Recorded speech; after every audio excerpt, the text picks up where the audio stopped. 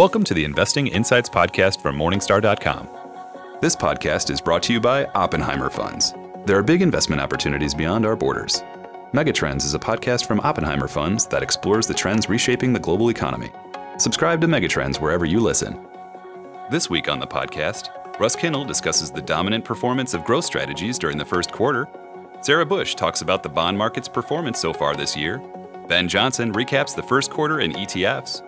Christine Benz on how to manage cash in retirement. Jake Strole with a high-quality yet undervalued insurer. And our analysts share 3 good funds having a great year. Let's get started. First, Russ Kinnel on the outperformance of growth strategies this year. Hi, I'm Christine Benz from Morningstar.com. If you're a mutual fund investor, it's a good bet that your funds ended the quarter in the black. Joining me to provide a recap of the first quarter in mutual funds is Russ Kinnel. He's Director of Manager Research for Morningstar.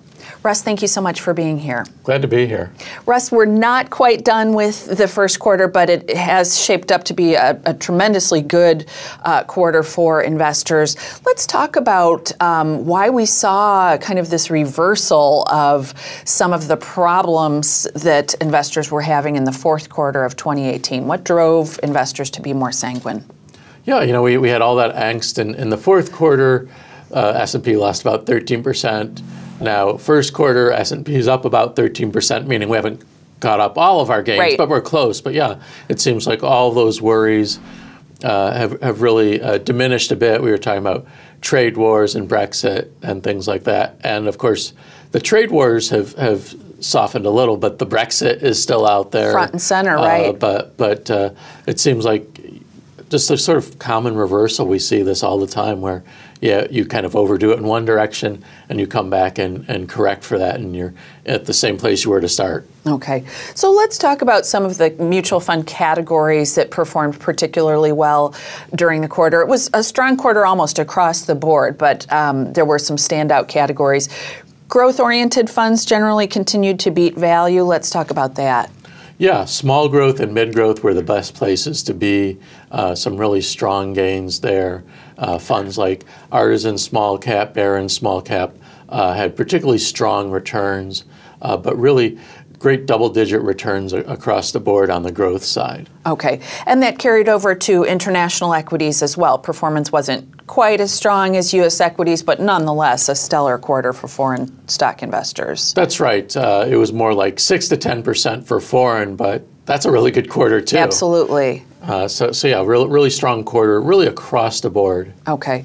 So in terms of worst performing categories, I'm guessing like the conservative stuff didn't do as well as the more aggressively positioned equity funds. Let's talk about that, the categories that disappointed a little bit or maybe just didn't earn stellar gains. Right. So there's the categories that, as you say, always have modest returns.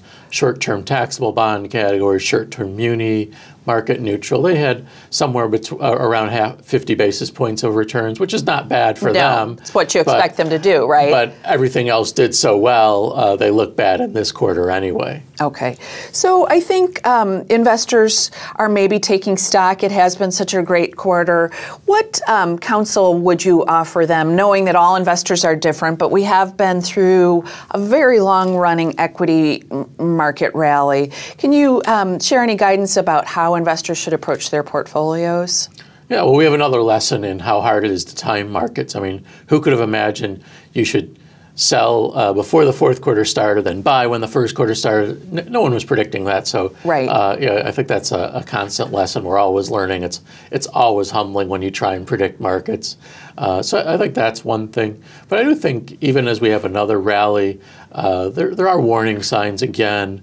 A lot of talk right now about how the yield curve has inverted. That means you're getting paid more yield on the shorter end than the longer end, which is weird. It doesn't make sense if you're committing to more time. But what it means often is that if you expect a recession, of course, then it means you think all the yields are going to come down, and therefore you'd rather lock in that long-term yield. Go even long, if it's not right. particularly attractive. So if that is really what it's saying, and the yield curve inversion is a pretty good predictor of recessions and bear markets, then there's a lot of reason to worry. Of course, now as people are talking about it, some say, well, it has to stay inverted for a full quarter to matter.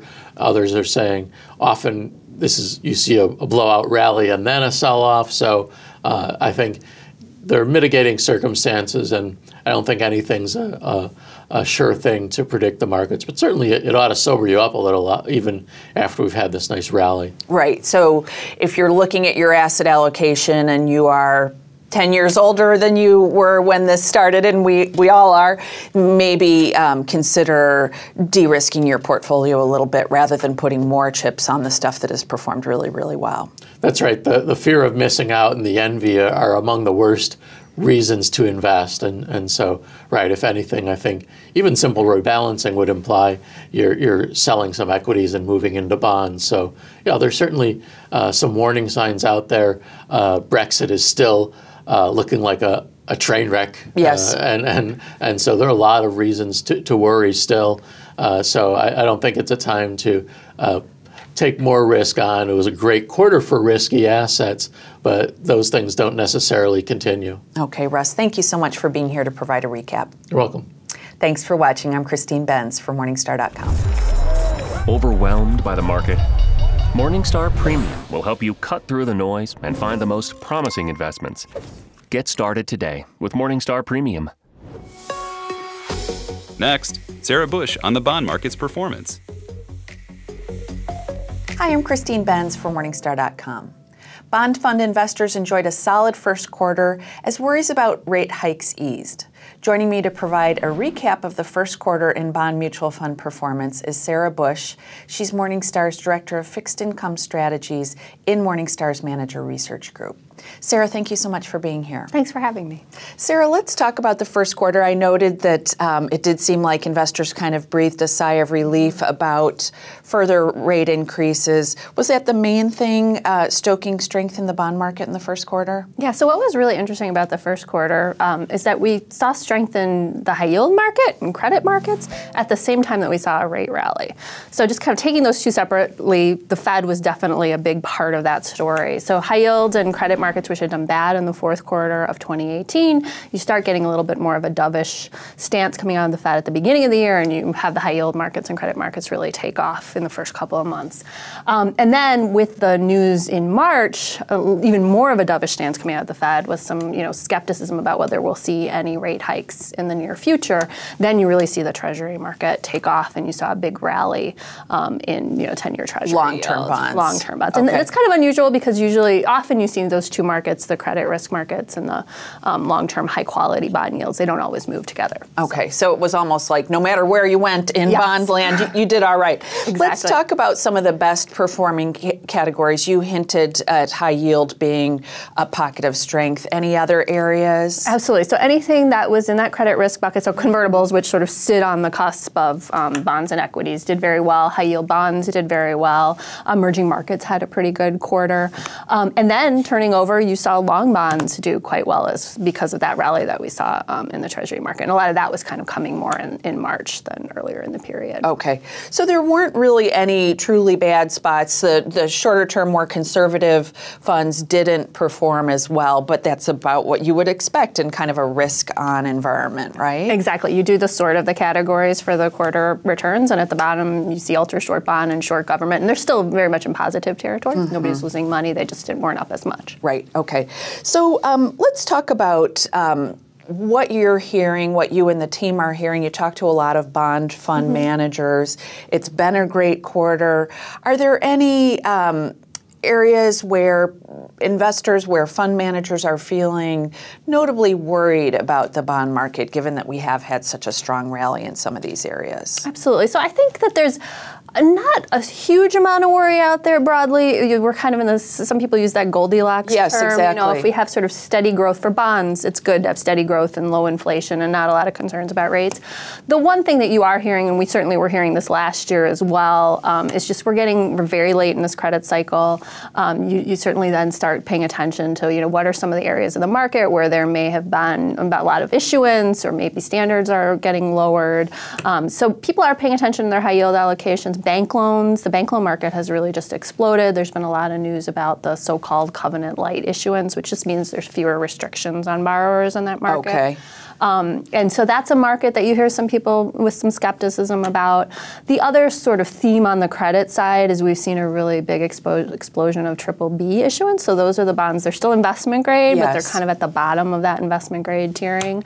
And there's been a lot of issuance there, and we've seen leverage rates go up in that part of the market. So the concern there is, you know, maybe less that a lot of those companies go bankrupt, but if they do get downgraded to below investment grade, so they just have to come down a little bit and to be in that kind of junk bond market, that could be a challenge for some investors who can't buy or hold below investment grade debt, and just all that debt coming into the junk bond market could be a challenge. Okay, and that's an issue for investors. Even if they don't hold a high yield fund, that stuff can show up in your high quality, say, intermediate term bond fund, right? Exactly.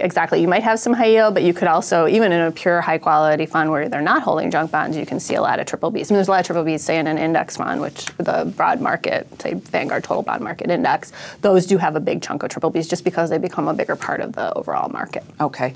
So let's talk about something that's been very much top of mind for engaged investors, this idea of the yield curve inversion. First, let's talk about what that is, and let's talk about why people have been so focused on it. They think that it could actually be a precursor to some sort of an economic weakening or recession. Right. So basically, it's, you know, yield curve is a fancy way of saying if you look at the yields on maturities going out from, you know, very, very short debt out to the 30-year bond, what does that look like? And in a normal environment, what you're going to see is that you get paid more yield as you go out into longer maturity bonds. For, you know, there's uncertainty about what's going to happen with rates, and investors demand more yield in most environments. What we've seen more recently is an inversion of parts of the curve where longer term bonds are actually yielding a little bit less than some of the shorter term bonds. And it's kind of demand is there. Demand is there. Yeah. So it's actually a little crooked, but you do have that inversion where instead of seeing that upward slope as you go out, maturity is coming down a little bit. So why that is of such interest is that the inversion of the yield curve has, for the past few recessions, been has done a good job of predicting the past few recessions.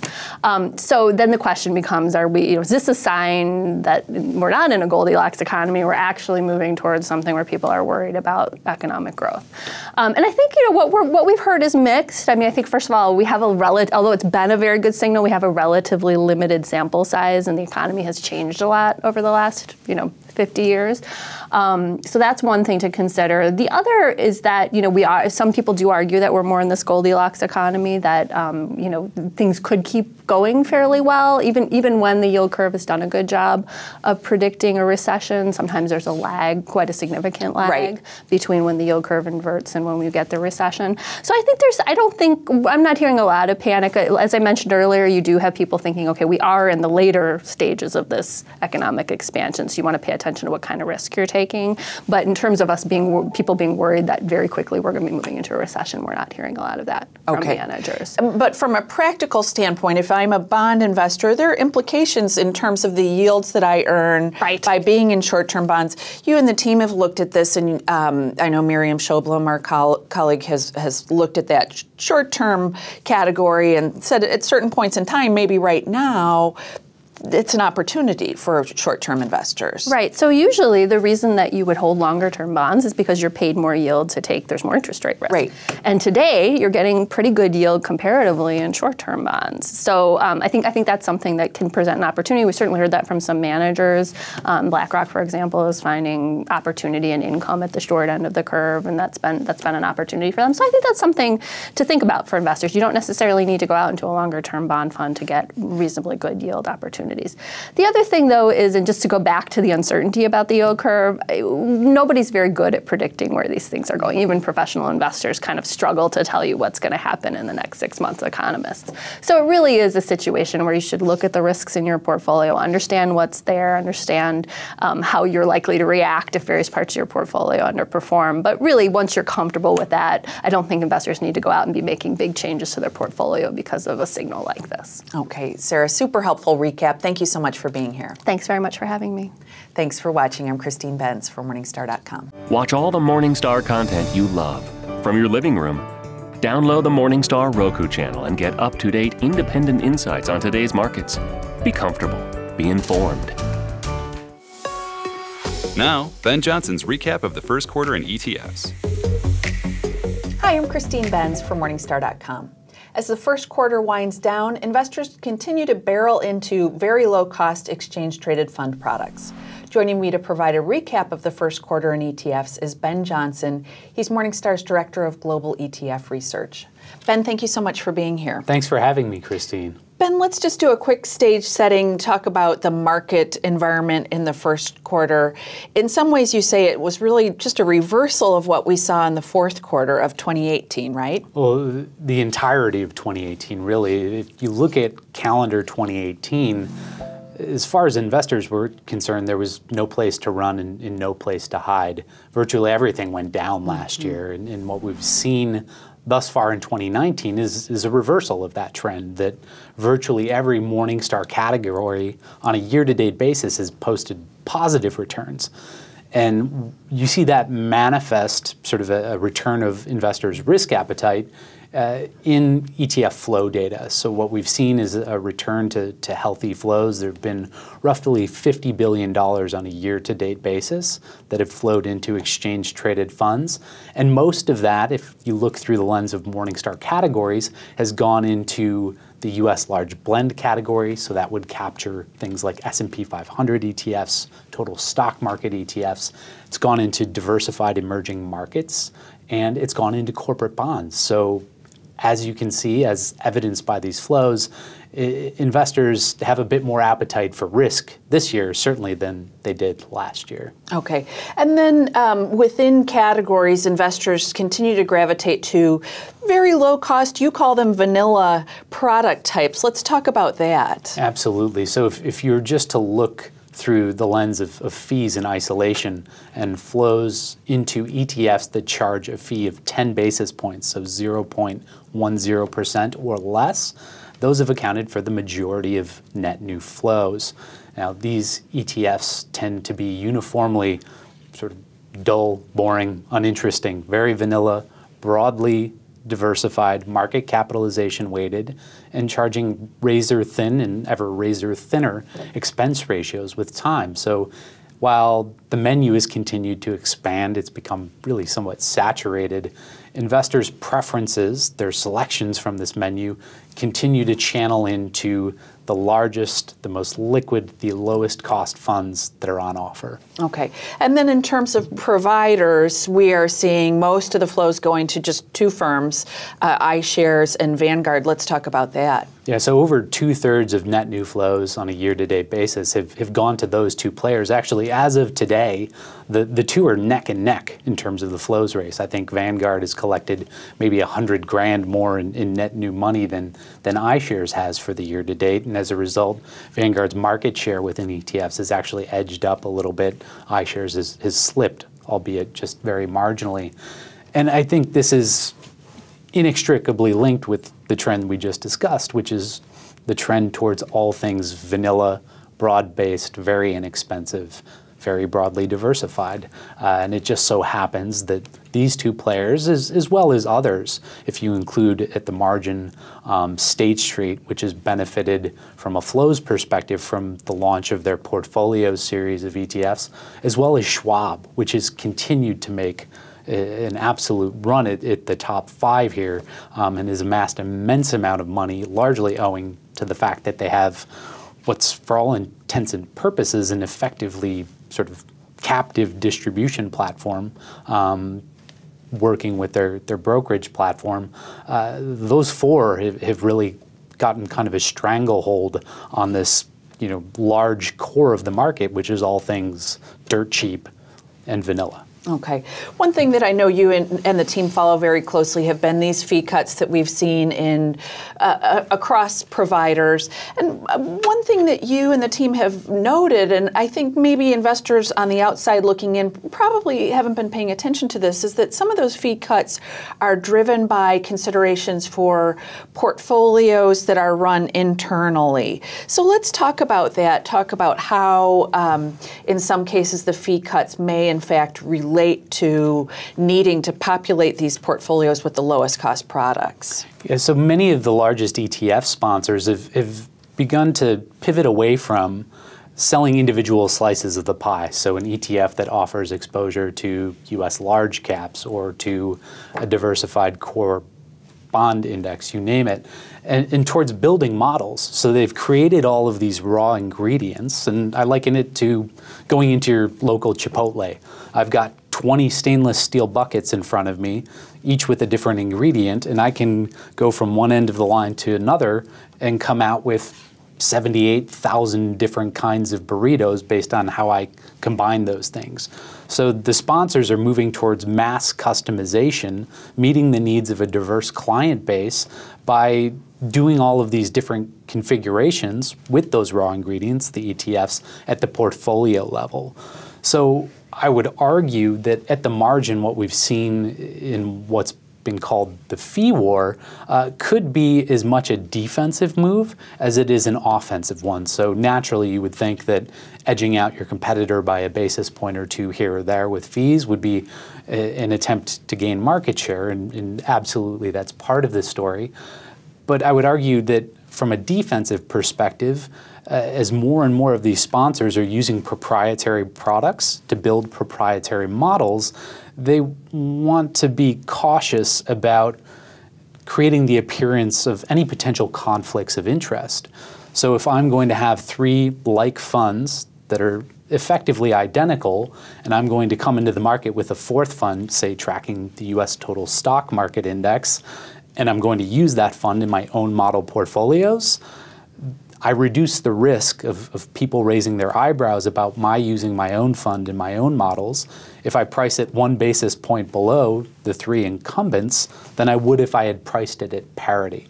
So I think there's an optics risk of sorts that many sponsors may be looking to hedge against as more and more of them use their proprietary funds and their proprietary model portfolios. Well, let's talk about these model portfolios. Who's using them? What are they intended for? There's a variety of different investor types that are using these portfolios. The main area of growth has been in the intermediary space. So as more and more advisors have gone from picking stocks and throwing in the towel on picking stocks to picking funds and throwing in the towel on that to building portfolios themselves, and now increasingly throwing in the towel on that exercise, they're saying, just show me, give me the model itself.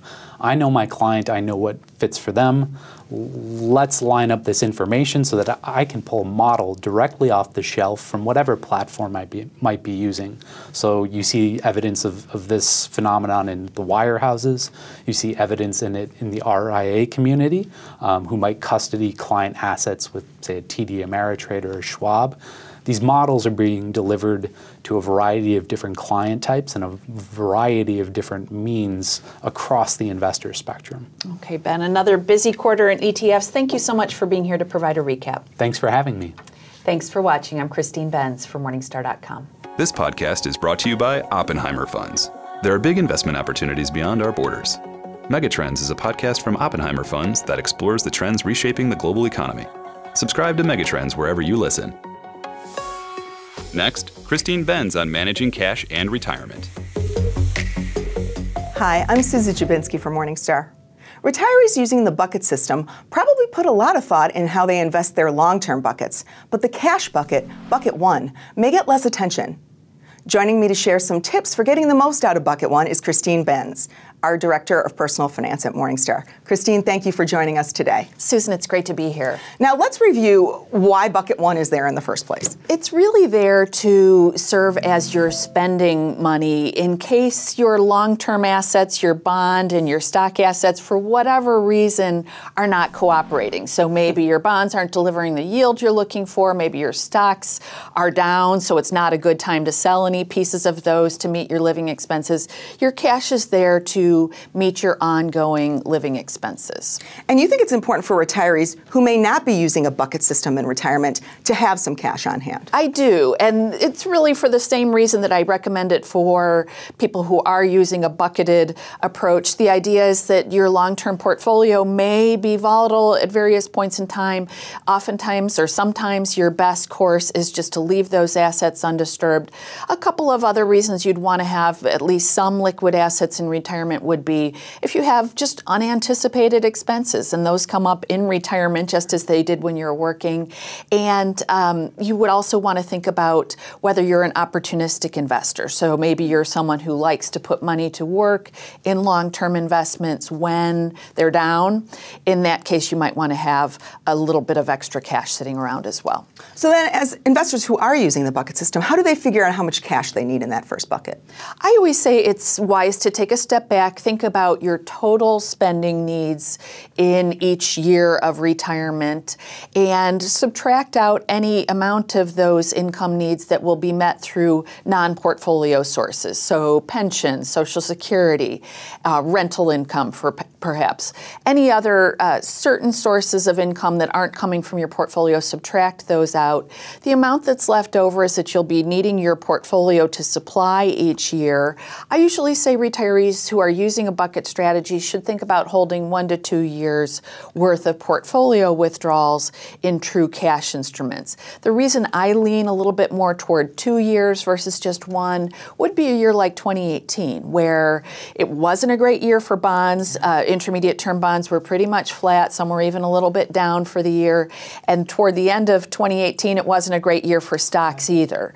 So the idea of having 2 years worth of living expenses set aside in cash would be, well, even if 2019 isn't such a great year, you can still leave your long-term portfolio undisturbed. Now, once a retiree has figured out, okay, this is how much cash I should have in bucket one, how does he or she decide how to deploy that cash, what to invest it in? It's a really great point right now, Susan, because I think a lot of us had gotten used to this period where all of our cash was dead money. Yeah. Nothing was yielding anything, so why even bother? Well, now, if you haven't looked at it for a while, it's a good time to take a look because yields have really popped up. And so you want to bear in mind that for most people, we'll have a little bit of a patchwork of different cash vehicles. So you might have some money in your checking account just to meet your liquid expenses, but you might be willing to lock up your money a little bit longer in, say, a CD where you have less liquidity, but you have the chance to earn a higher yield. So it's worth getting to know the different types of cash instruments. Money market mutual funds right now and CDs tend to be the sources of the best yields on the market today. With money market mutual funds, you just need to bear in mind that they're not FDIC insured, in contrast with a lot of bank type accounts. So bear in mind that potential risk factor, albeit very small. With CDs, bear in mind the liquidity constraints that come along with holding CDs. I often talk to retirees who build laddered CD portfolios, and that can certainly be an effective strategy for wringing out more income from your cash securities. I think the key thing is to not be complacent and to not assume that you'll not earn anything on your cash, because if you shop around, you can. Yeah. Now, what shouldn't you be putting in that bucket one? What shouldn't you be considering, quote unquote, cash, and what are some of the risks to look out for? Yeah, one of the key things to keep in mind is if you're someone who uses our X-ray functionality within Portfolio Manager on Morningstar.com, you can see the cash allocation, but that's taking into account residual cash holdings that might be in your mutual fund. So you might have like a large cap growth fund, for example, that has a 10% cash holding. Well, that's going to show up in your X-ray, but that's not your money really to say to the fund manager, I want just my cash back. Right. Unfortunately, that's not how it works. So bear in mind that you're looking at your true cash allocations when gauging how much you have in cash. And then another point I would make is that sometimes I talk to investors who want to nudge out on the risk spectrum a little bit in an effort to capture a higher yield. That's not really my vision of what bucket one should look like. My view would be to keep it very safe, very simple, invest in true cash instruments there, and save even high quality short-term bond funds for bucket two where you're willing to tolerate a little bit of volatility. Now, assuming a retiree has his or her bucket system up and running, how do you go about maintaining it? What are the steps they take? This is one thing that I think is really important to think through before you get started with a bucket system. How are you refilling bucket one? Because you're spending from it on an ongoing basis. There are a few ways to go about it. One would be to rely largely on current income distributions, whether income from bonds that you hold or dividends from dividend-paying stocks. The risk is, as we saw in the wake of the financial crisis, that there will be periods where yields secularly drop very, very low. So that's a trade-off. Another strategy would be to just use a pure total return strategy, where you're reinvesting your income distributions back into the portfolio, then periodically taking a step back and reviewing, are there appreciated portions of this portfolio that I could lighten up on, potentially reduce risk in this portfolio while also sending money over to bucket one because I've been spending from it. That's the pure total return strategy. A strategy that I've come to like more and more is kind of a hybrid of the two, where you build a portfolio but you're not stretching for income production. You're just building a well-diversified portfolio, and you're sending income distributions as they occur into bucket one as you've spent from it, but you're also maybe once annually taking a look at that portfolio and seeing whether there's some rebalancing that you might do to meet additional cash flow needs. So that hybrid strategy, I think, can be appealing because psychologically you're getting some cash flows through the income distributions, and so you're not relying totally on rebalancing. Yeah. Christine, thank you for joining us today. A lot of great information about how to manage cash in retirement. Susan, my pleasure. Thank you. For Morningstar, I'm Susan Jabinski. Thank you for watching. Go from one investment analyst to 150. Sign up today for Morningstar Premium and let our independent and unbiased research staff help you find the best investments. Get started today with Morningstar Premium.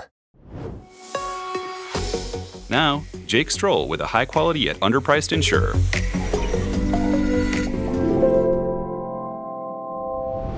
We've taken a fresh look at the managed care industry and have come away a bit more constructive in our outlook, particularly in regard to United Health. We think the firm has been able to dig a wide economic moat underpinned by scale-based advantages that ensure the company touches nearly every aspect of the healthcare system. United is the largest private insurer in the country and is expected to generate over $240 billion in net revenue during 2019. With the largest private insurance book, a leading presence in Medicare Advantage, and supporting services through its pharmacy benefits, analytics, and provider platforms, United's breadth of scope makes it the standout in the industry. The firm's wide moat is supported by cost advantages and network effects that ultimately allow for a lower claims expense per member than United's comparably smaller peers. The combination of fixed cost leverage and a better negotiating position allows the company to post best-in-class returns year in and year out. Management has built these advantages through uniquely thoughtful capital deployment, typically adding capabilities to the business years before peers follow suit. This long-term thinking drives our high opinion of current leadership and helps us have added confidence in our long-run expectations that call for excess returns to persist well into the next decade. Concurrent with our moat upgrade, we've raised our fair value estimate to $300 per share. We believe the market is likely underestimating the durability of United's competitive advantages, putting undue emphasis on policy uncertainty over the coming years. We think shares are attractive at current market prices and encourage investors to consider an investment in this wide moat enterprise. Can your portfolio weather the market? Use our premium portfolio tools to identify risks and streamline your holdings. Get started today with Morningstar Premium. And lastly, our analysts on 3 good funds having a great year. Hi, I'm Susan Jaminski from Morningstar. The first quarter of 2019 is officially in the books. Here's a look at 3 Morningstar medalist funds whose returns finished near the top of their respective categories last quarter. Invesco Small Cap Value is the top performing fund in the Small Value Morningstar category year to date, but this follows a bottom decile 2018 showing when it shed a quarter of its value. Now, the fund also underwent a management change in 2018 when longtime co-managers Jonathan Edwards and Jonathan Mullers took over, but the two didn't change the strategy's aggressive investment approach, which seeks deeply discounted stocks with a contrarian bent, but leads to higher volatility. Now, the two are patient and they don't turn the portfolio over that often, but this high beta profile can lead to wide swings in performance year to year. Still, the fund has low fees and recently reopened to new investors in January 2019. Investors can succeed here, but patience and an appetite for risk are required. Neuberger Berman Intrinsic Value is off to a strong start this year. Investors have been bargain hunting, and that's what manager Ben Nahum and his team do well. They look for undervalued and even distressed firms that nonetheless have promising cash flows, and that typically leads them into growthier areas like tech and healthcare and industrials, where their stock selection has been particularly good recently. But this fund is not just a flash in the pan. These managers are very experienced and they've shown that they can pick stocks well over time, and that's what makes this fund a good option for long-term investors. Hotchkiss & Wiley Mid-Cap Value has been a very volatile but very effective fund over time. Its performance in the fourth quarter of last year and the first quarter so far of this year have been kind of the perfect microcosm of how this fund does in both up markets and down markets. If you recall, in the fourth quarter of last year, we had a pretty nasty correction, and the fund did far worse, or at least quite a bit worse, than its index. This year has been the opposite of that, and granted, market conditions have changed. We've had a very strong rally, but this fund has done especially well because a lot of those same positions in energy and financials have bounced back. And for anyone looking at this fund, looking to add it to their portfolio, keep in mind that, again, this is a very volatile, very aggressive fund. It has outperformed over the long term, but you've got to be able to withstand the volatility that comes with it. That does it for this week's Investing Insights podcast from Morningstar.com. We hope you've enjoyed our program and we welcome your feedback. Please send your comments and questions to podcast@Morningstar.com. From everyone here at Morningstar, thanks for listening.